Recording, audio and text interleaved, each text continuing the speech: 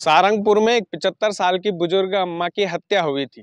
उस हत्या के मामले में पुलिस ने एक सनसनीखेज खुलासा किया है।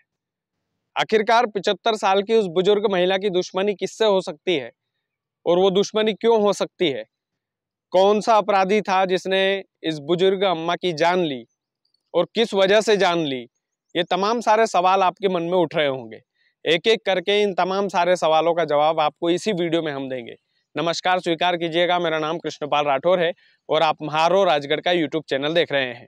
दरअसल ये जो बुजुर्ग अम्मा है, इनका एक बेटा पत्रकार है और ये जो अम्मा थी 75 साल की थी। 75 साल की उम्र में आखिरकार किससे दुश्मनी हो सकती है अम्मा की? ये सवाल सबके मन में उठ रहा था, लेकिन राजगढ़ की पुलिस ने इससे पर्दा उठा दिया है।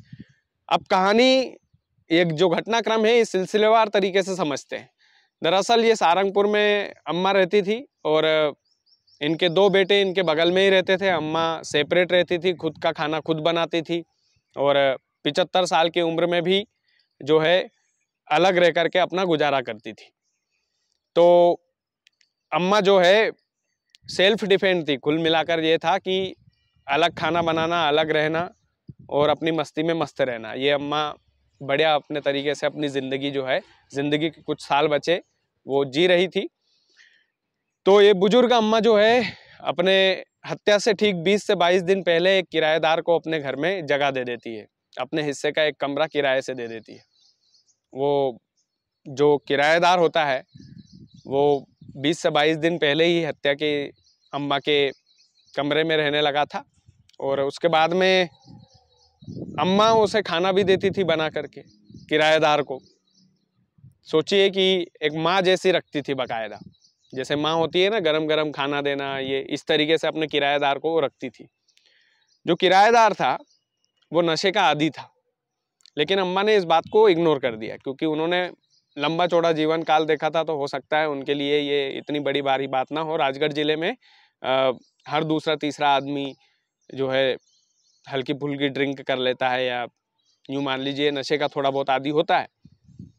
तो अम्मा ने सोचा कि चलिए ठीक है। उसके बाद में अम्मा एक दिन, चूंकि गर्मी का सीजन है, तो उस किराएदार से कहती है कि बेटा मेरा पंखा और मेरा कूलर सुधार दोगे क्या? तो किराएदार बोलता है हाँ अम्मा सुधार तो दूंगा, लेकिन पैसे लगेंगे। अम्मा पैसे देने के लिए राजी हो जाती है, किराएदार को पंखा और कूलर दे देती है।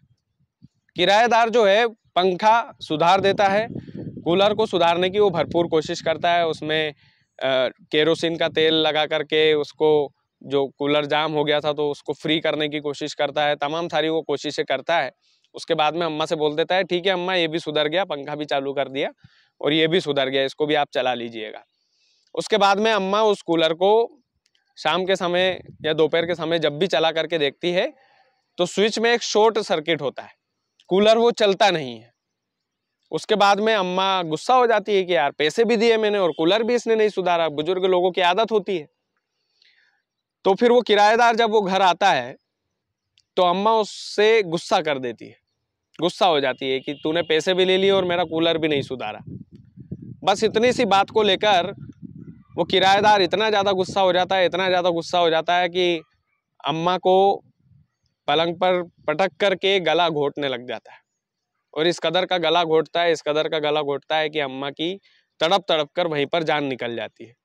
उसके बाद में अम्मा के कान में एक झुमकी थी, वो झुमकी को नोच लेता है हत्या करने के बाद।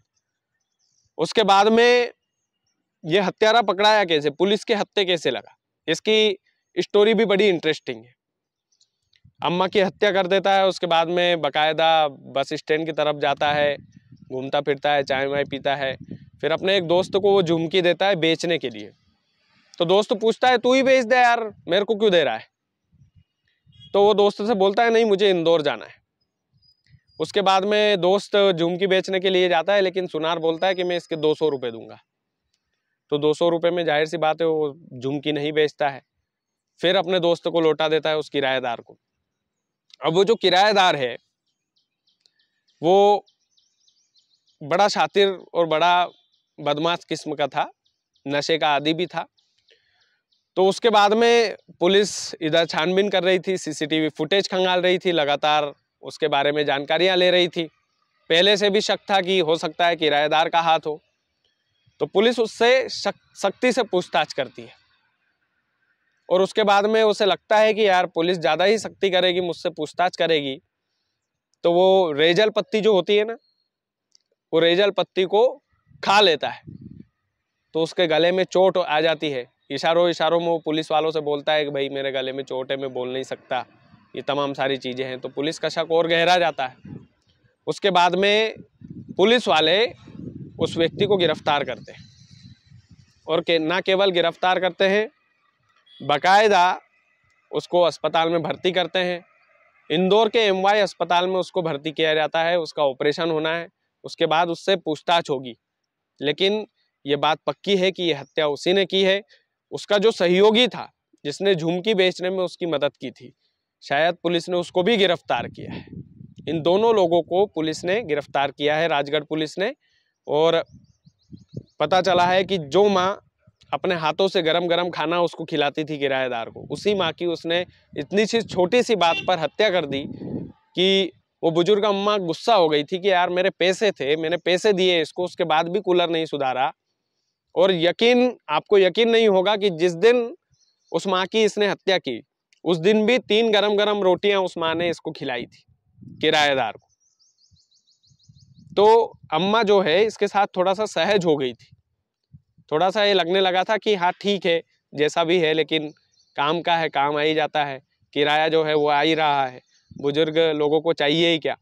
लेकिन वही व्यक्ति उस बुजुर्ग अम्मा की हत्या कर देगा, ये शायद उसने नहीं सोचा होगा।